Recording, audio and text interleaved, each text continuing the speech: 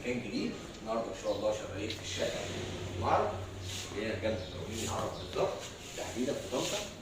الشقه اللي معانا دي ان شاء الله احنا دخلناها وكنا بنعدل فيها تعديلات كتير في الباقه الاقتصاديه بتاعتها، فبالتالي عملنا فيها شويه تعديلات بسيطه بحيث ان يظهر شكل الشقه معانا.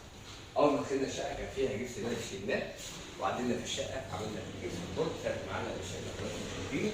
بعد ما خلصنا جبس البورد عملنا معايا مسطره فصل بين الجدار وبين الجبس البورد. المسطره ديت من الجبس الماليزي، دايما كان بعتمد معايا في الشغل معايا علشان نصر البياض ومكانته معايا في الشغل.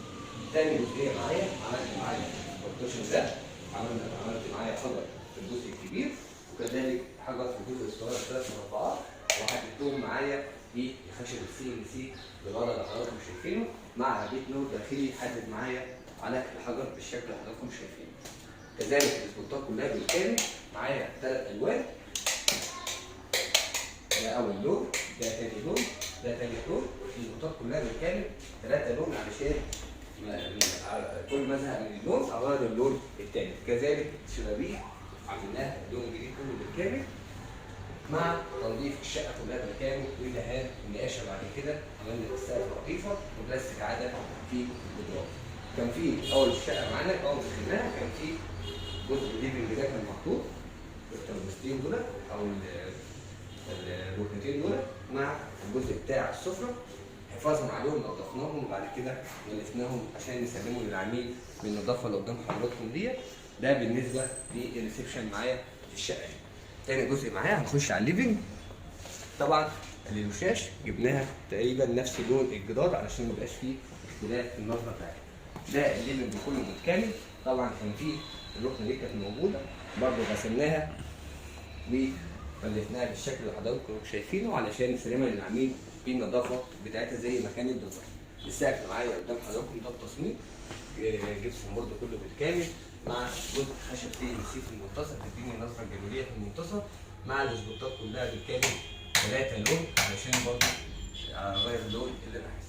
طبعا البلكونه دهنتها برضه كذلك بلاستيك مع الجدران، مع برضه كذلك عملت الكورنيشه بتاعتي جبس ماليزي تحت جبسن بورد مع المكتبه هنا برضه كذلك في الليفنج. المكتبه هنا سيمبل في 3 اسبوتات فوق واسبوتين تحت كذلك برضو 3 لون معايا. عملت المخرج بتاع الفيشه هنا علشان تبقى ورا الشاشه كذلك. العلب هنا درستها بره وزودت علب على الجبسن بورد من بره علشان تديني استخدام بتاع الليفنج كله بالكامل. وده كده يبقى شكل الليفنج كله. تاني جزئيه معايا الطرقه كده معايا. بعد كده الطرقه معايا برضه كذلك عملت لها سقف جبسن بورد وعملت مستطيلين في المنتصف مع 4 اسبوتات وبيت النور الداخلي. معايا الجزء الثاني عشان احدد الطرقه معايا عملت تابلو من الحجر وعملت الجزئيه الخارجيه او التابلو الخارجي ده من الفيوتك علشان يديني التحديده دي. وبعد كده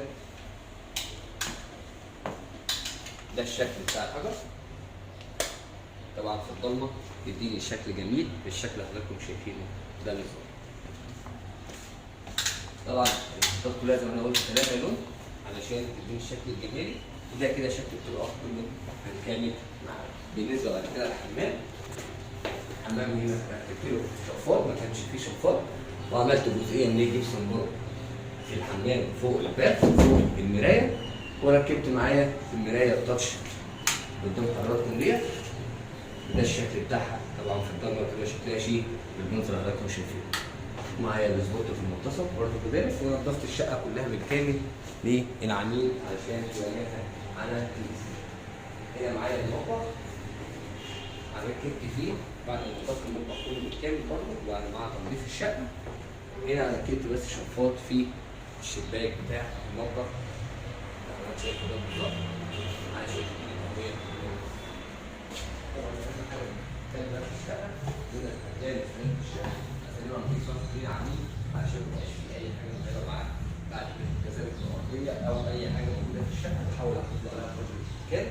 تابعونا دايما خليكم معانا مع اولاد موافي على اليوتيوب على القناه بتاعتنا وتابعونا واعملوا سبسكرايب للقناه عشان يوصلكم كل موضوع جديد معانا ان شاء الله في كل مكان جديد بروحه. بحاول انزل لكم كل حاجه فيه جديد.